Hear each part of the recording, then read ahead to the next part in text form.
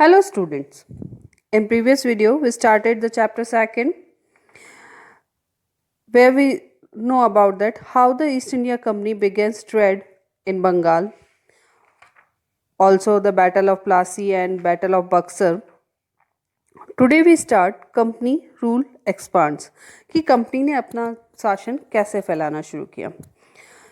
If we analyze the process of annexation of Indian state by the East India Company from 1757 to 1857, certain key aspects emerge.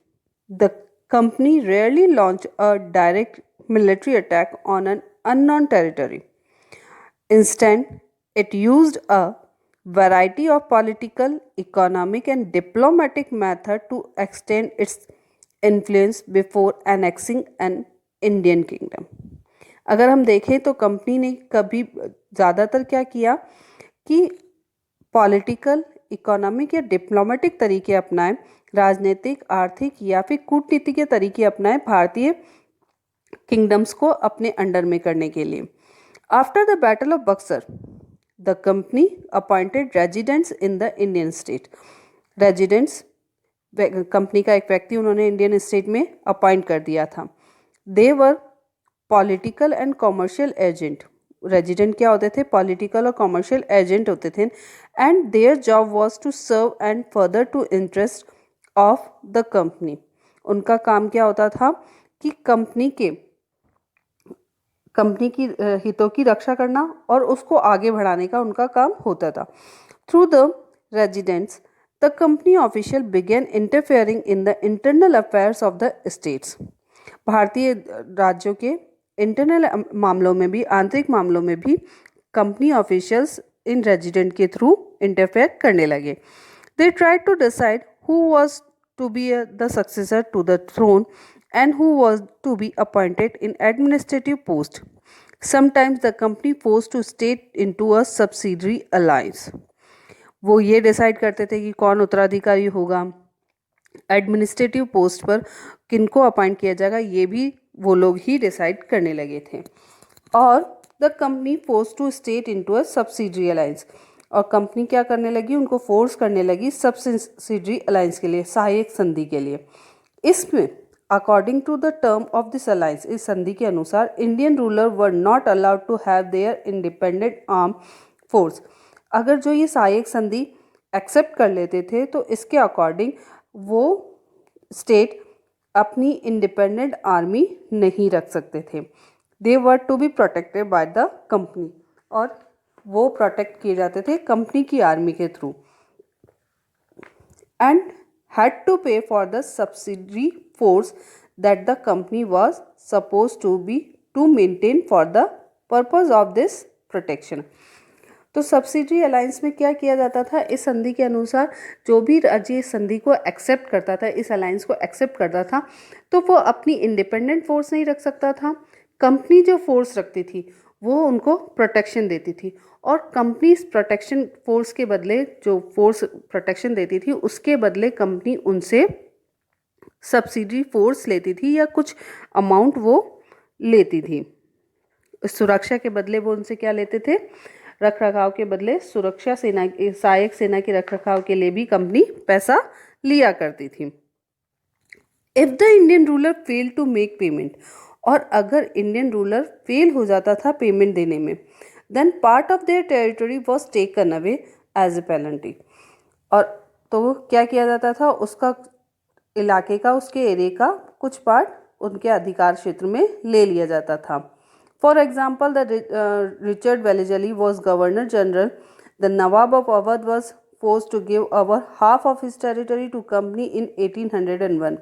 As he failed to pay the subsidiary force, Hyderabad was also forced to cede territory on similar ground. Awadh और हैदराबाद के कुछ area को उन लोगों ने अपने कब्जे में कर लिया था इस अलायंस के through.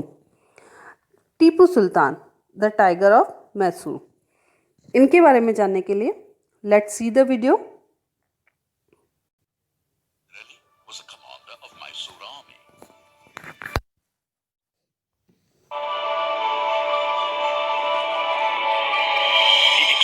Mysore kingdom's domain and became became the de facto ruler of Mysore from 1761 to 1782.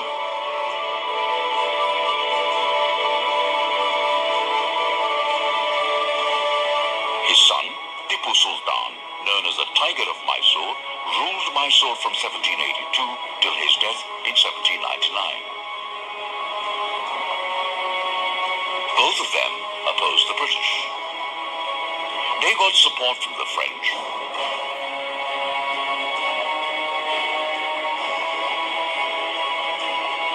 and fought the Marathas, Nizam of Hyderabad, and the British.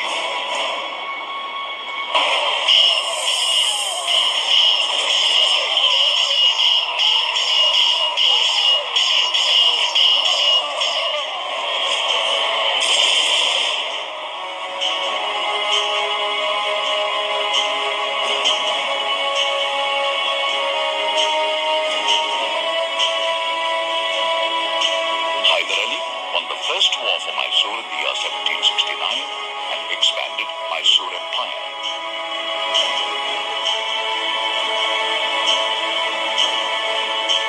After his death in 1782, his son Tipu led the Mysore forces and expanded their territory further after the second war fought between 1780 and 1784. He modernized his army with the help of the French.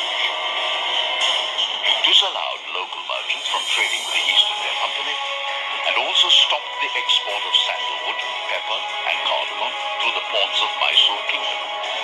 This resulted in a loss of revenue for the company, which used the Malabar coast for its export of pepper and cardamom. As Tipu Sultan posed a threat to the company's growth, it declared war on him.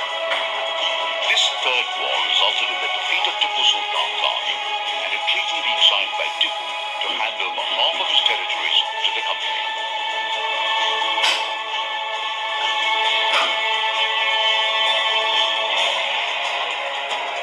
But it was the fourth war that resulted in the ultimate victory of the East India Company over Tipu.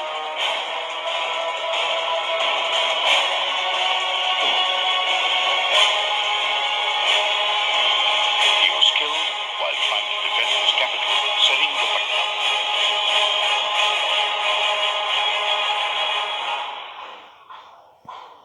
Mysore was handed back to the Wadayar dynasty after imposing a subsidiary alliance on it.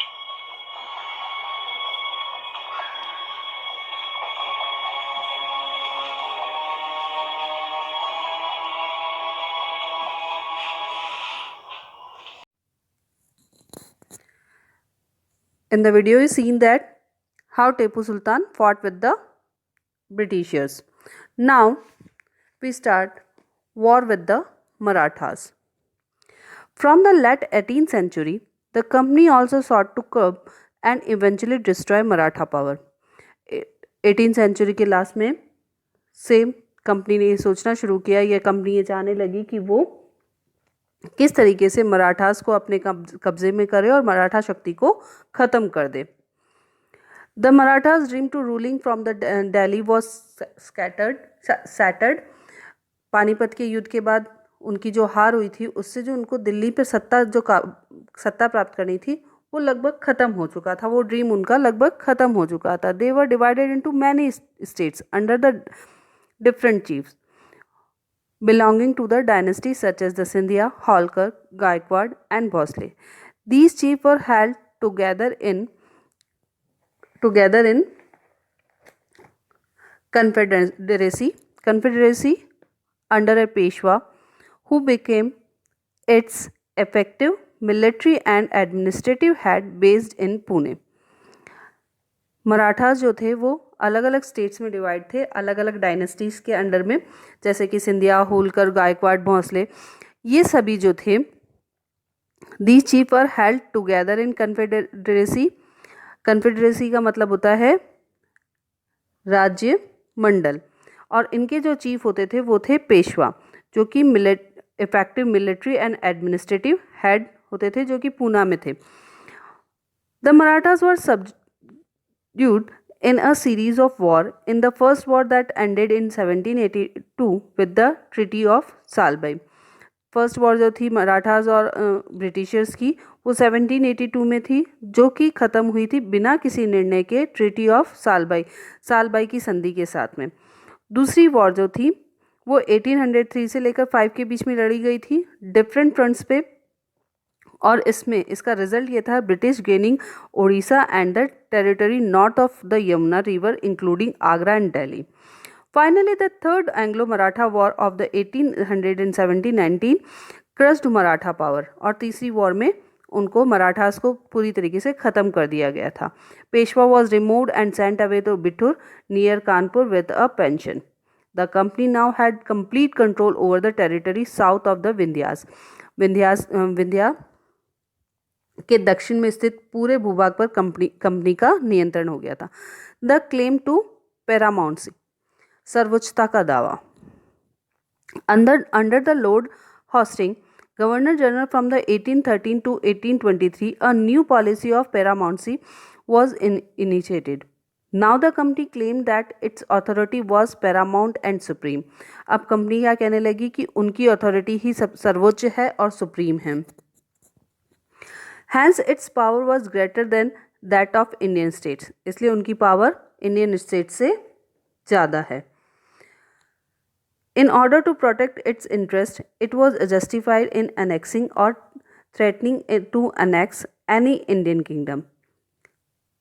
अपने हितों की रक्षा करने के लिए वो किसी भी राज्य को हड़पने का या फिर उसको हड़पने की धमकी देने का विचार रखने लगी या अधिकार रखने लगी। This view continued to guide later the British policies as well. उनके बाद हॉस्टिंग के बाद जितने भी और कोई गवर्नर जनरल हैं उन्होंने भी इस पॉलिसी को अपनाया था। This policy process however did not go unchallenged, लेकिन ये जो प्रोसेस था वो अनचैलेंज नहीं था। फॉर एग्जांपल कई और ऐसे थे जिन्होंने इसका विरोध किया था, जैसे कित्तूर की, जो कि कर्नाटका के नाम से जाना था, रानी चिन्नम्मा। उन्होंने इसका विरोध किया, ब्रिटिशर्स के खिलाफ प्रतिरोध मूवमेंट शुरू कर दिया, आंदोलन शुरू कर दिया। And she was arrested in 1824 and died in prison in 1829। उनको कैदी जेल में डाल दिया गया, वहाँ पर उनकी मृत्यु हो गई। बट रायन्ना, अ पुअर चौकीदार ऑफ सांगोली इन कित्तूर, कित्तूर के सांगोली में एक पुअर चौकीदार ने उनके खिलाफ आंदोलन किया। With the popular support destroy many British camps, और पॉपुलर सपोर्ट, लोगों के सपोर्ट के थ्रू उन्होंने कई ब्रिटिश कैंप और रिकॉर्ड ख़त्म कर दिए थे। He was caught and hang by the British in 1830। उनको पकड़ लिया गया और फांसी की सज़ा दे दी गई। इसके बाद ब्रिटिशर्स ने कई एरियाज़ को अपने कब्ज़े में किया। उन्होंने कई वर्षों तक चलने वाले अफ़गानिस्तान के साथ जो उनका युद्ध था, उसके बाद उन्होंने इनडायरेक्टली वहाँ पर अपना अधिकार कर लिया था। उसके बाद वहाँ से वो पंजाब की तरफ गए, पंजाब में भी उन्होंने कई वर्षों तक संघर्ष किया और फाइनली 1849 में पंजाब पर भी उन्होंने अपना अधिकार कर लिया था। The doctrine of lapse villainy. Lord Dalhousie, who was the governor general from 1848 to 1856, he devised a policy that came to be known as the doctrine of lapse. उन्होंने एक नई पॉलिसी लगाई जिसका नाम था doctrine of lapse. The doctrine declared that if an Indian ruler died without a male heir, his kingdom would lapse, that is become part of company territory. इस नीति के थ्रू उन्होंने ये कहा था कि अगर कोई भारतीय राजा बिना मेल हायर, मतलब कह सकते हैं पुरुष वारिश नहीं है उसके, अगर किसी भी इंडियन रूलर के पुरुष वारिश नहीं है, तो उसका जो एरिया है वो कंपनी के अधिकार में आ जाएगा। उसका उत्तराधिकारी नहीं है, पुरुष उत्तराधिकारी नहीं है, तो उसका एरिया जो है कंपनी के अधिकार में आ जाएगा। One kingdom after another was annexed simple by applying the doctrine. Satara, Sambalpur, Udaipur, Nagpur, Jhansi, कई ऐसे एरियाज थे जिन पे उन्होंने अपना अधिकार इस पॉलिसी के थ्रू किया था, जिसके एग्जाम्पल यहाँ दिए गए। Finally in 1856 the company also took over Awadh. Finally 1856 में अवध पर भी उन्होंने इसी पॉलिसी के थ्रू कब्जा कर लिया था। The British had unaided argument, they said that, Britishers ने कहा था कि दे वर obliged by duty to take over Awadh in order to free the people from the misgovernment of the Nawab. उनका क्या कहना था? वे ये कह रहे थे कि वे अवध की जनता को कुशासन से मुक्ति दिलाना चाहते हैं, आज़ाद करना चाहते हैं, करने के कर्तव्य से बंधे हुए हैं। अब वो क्या कह रहे थे कि अवध के जो नवाब हैं उनका जो शासन है वो सही नहीं है और उनका कर्तव्य है कि वहाँ की जनता को इस कुशासन से वो बचाए। इस बात से वहाँ की जनता काफ़ी नाराज़ हो गई थी और उन्होंने 1857 का जो रिवॉल्ट था इसमें बहुत बढ़ चढ़कर हिस्सा लिया था। Here is the map. आप देख सकते हैं इस मैप में, थ्रू दीज मैप, कि 1797 में जो एरिया ब्रिटिश रूल में था वो कितना थोड़ा सा था और भारतीय रूलर के एरिया था वो कितना सारा था। यही चीज़ बढ़कर 1840 में 1840 में जो ब्रिटिशर्स का था वो शासन बढ़ता गया और 1857 में आते आते उनका एरिया बहुत ज़्यादा बढ़ गया था। तो इससे पता चलता है कि उनकी नीतियाँ जो थी, हमने पहले भी बात की कि उन्होंने डायरेक्टली मिलिट्री अटैक नहीं किया, वो पॉलिटिकल, इकोनॉमिकल या फिर ऐसी कूटनीति नीतियों के थ्रू ही भारतीय स्टेट्स को अपने अंदर कर रहे थे। Setting up a new administration. अब नए शासन की स्थापना, अब लगभग बहुत सारे एरिया पे उन्होंने अपना कब्जा कर लिया था। तो उसके बाद Warren hoisting, governor general from the 1773 and 1785, was one of the many important figures who played a significant role in expansion of company power. By his time, the company had acquired power not only in Bengal but also in Bombay, Madras. उनके time पर company ने अपना जो power थी वो ना सिर्फ बंगाल में बल्कि बॉम्बे में और मद्रास में भी स्थापित कर ली थी। British territories were broadly divided into administrative unit called presidency. जो ब्रिटिश टेरिटरी थी, ब्रिटिश इलाके थे, उनको एडमिनिस्ट्रेटिव रूप से प्रेसिडेंसी के रूप में बांटा जाता था। प्रशासनिक दृष्टि से प्रेसिडेंसीज के रूप में बात, देयर वर 3 प्रेसिडेंसी और इनकी 3 प्रेसिडेंसीज थी, बंगाल, मद्रास और Bombay. Each was ruled by a governor और हर एक पर गवर्नर रूल करते थे। The supreme head of the administration was the governor general और उनके ऊपर गवर्नर जनरल हुआ करते थे। Warren hoisting, the first governor general, introduce सर्वल administrative reform. Warren hoisting जो थे उन्होंने कई प्रशासनिक सुधार किए थे। From 1772 a new system of justice was established.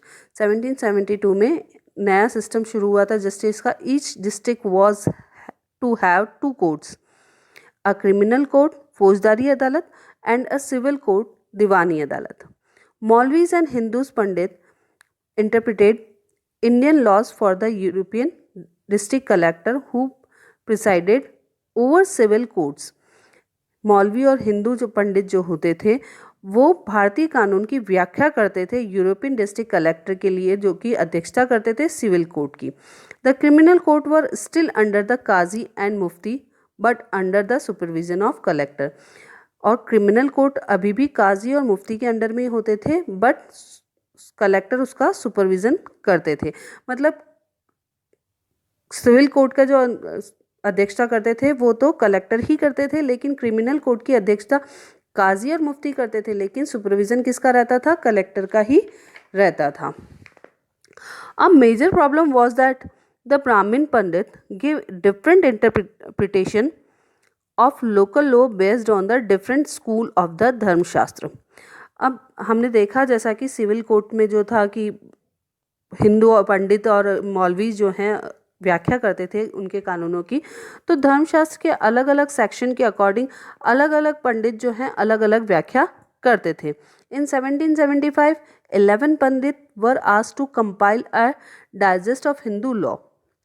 1775 में 11 हिंदू पंडितों को कहा गया कि वो धर्मशास्त्र के अकॉर्डिंग हिंदू लॉ को कंपाइल करें।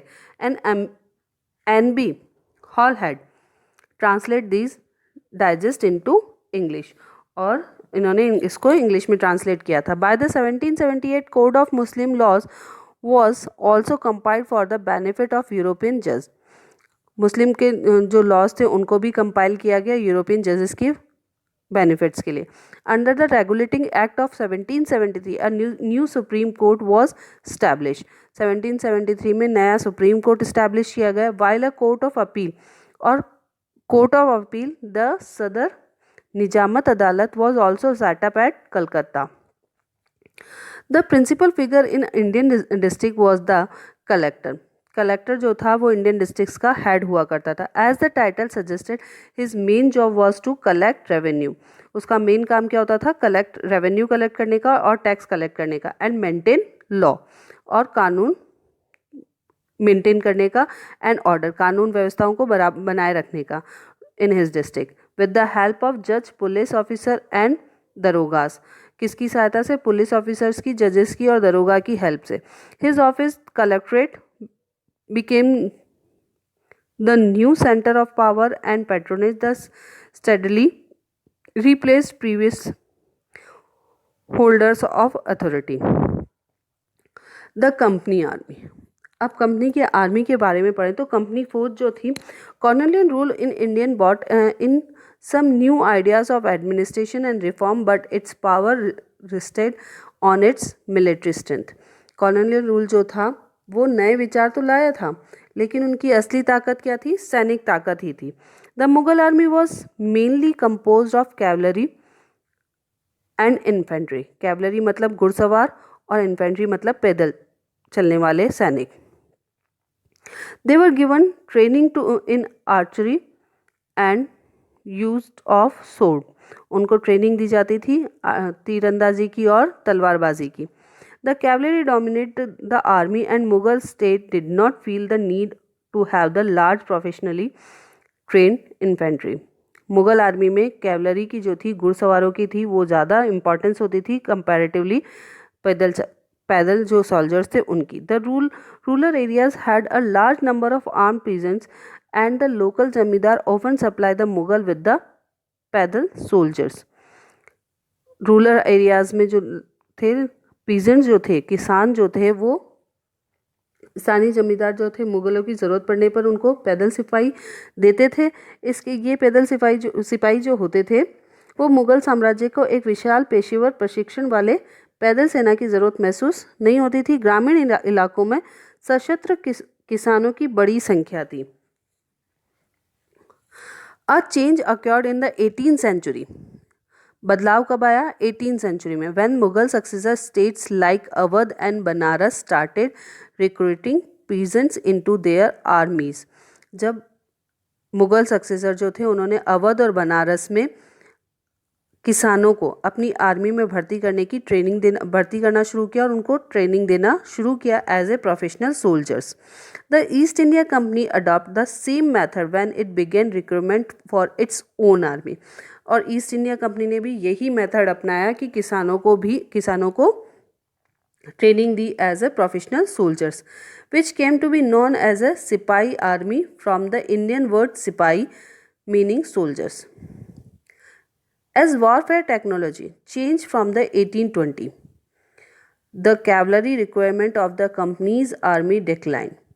जहाँ पहले जो था घुड़सवार इम्पॉर्टेंट थे, पैदल सवार इतने पैदल जो सोल्जर्स थे वो इतने इम्पॉर्टेंट नहीं थे, लेकिन 1820 के बाद ये चीज़ें चेंज होने लगी। अब कैवलरी की इतनी इम्पॉर्टेंस नहीं थी। Requirement of the company decline, उनकी रिक्वायरमेंट कम होती गई। This is because the British Empire was fighting in the Burma, Afghanistan and Egypt, where the soldiers were armed with the muskets and matchlocks. ये दोनों ही हैं type of gun का नाम है, मस्केट्स और मैचलॉक्स से वहाँ के सैनिक लड़ रहे थे। The soldiers of the company's army had to keep pace with the changing military requirements and its infantry regiments now become more important. और सोल्जर्स की कंपनी जो थी अपनी आर्मी में बराबर बदलाव करती रह रही थी और मिलिट्री रिक्वायरमेंट में भी चेंजेस कर रही थी, और इट्स इन्फेंट्री मतलब पैदल सैनिकों की जो रेजिमेंट थी वो ज़्यादा इम्पॉर्टेंट हो गई थी। किसके कंपैरेटिवली? कैवलरी के comparatively. In the early 19th century the British began to develop a uniform military culture.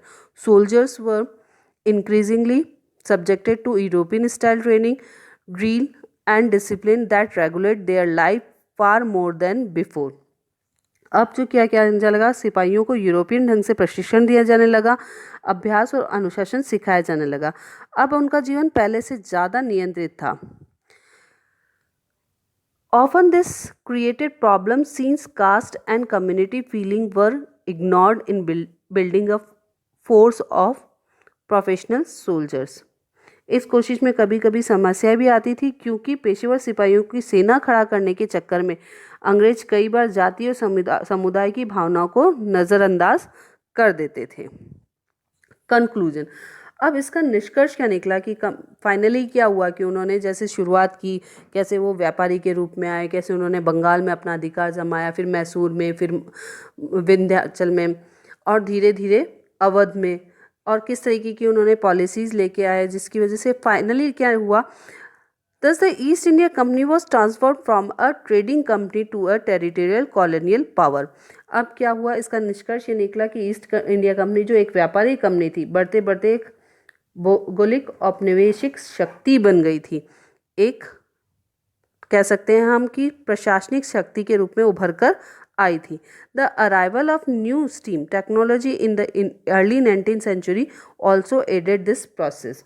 19वीं सदी की शुरुआत में जो नई भाप की तकनीक से के आने की प्रक्रिया और तेज हो गई थी, तो इससे क्या हुआ कि जो डिस्टेंस है वो इजीली कवर होने लगे थे। By the 1857 the company came to exercise direct rule over about 63% of the territory and 78% of the population of the Indian सब कॉन्टिनेंट।